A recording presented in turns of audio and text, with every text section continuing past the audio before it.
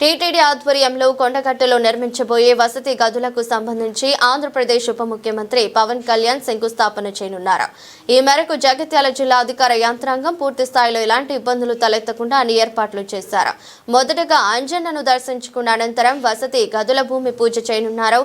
అనంతరం బృందావన్ రిసార్ట్లో ఏర్పాటు చేసిన జనసేన సమావేశంలో కార్యకర్తలకు దిశానిర్దేశం చేయనున్నారు. ఇందుకు సంబంధించిన ఏర్పాట్లు పూర్తి చేశామని అధికారులు తెలిపారు.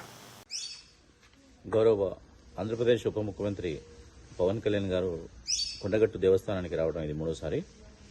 మొట్టమొదటిసారి వారాహి పూజ సందర్భంగా వారు ఆలయానికి వచ్చేసి పూజా కార్యక్రమాలు నిర్వహణ చేసుకుని దర్శనం చేసుకుని బృందావనంలో ఒక మీటింగ్ ఏర్పాటు చేసుకుని మన దగ్గరే ఆతిథ్యం స్వీకరించి ఆ రోజు సాయంకాలం వెళ్ళడం జరిగింది.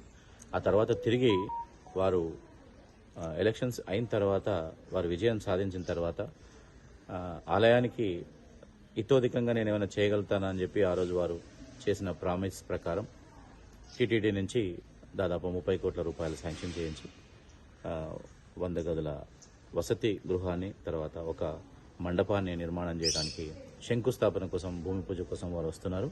ఆ సందర్భంగా ఆ కార్యక్రమాలన్నీ జరిగిన తర్వాత స్వామివారి దర్శనం తర్వాత బృందావనం రిసార్ట్కి విచ్చేసి వారి ముఖ్య కార్యకర్తలతో సమావేశమై వారికి దశా నిర్దేశన చేసి ఇక్కడ నుంచి వారు తిరిగి మళ్ళీ హెలిప్యాడ్కి వెళ్లే ప్రోగ్రాం ఉంది.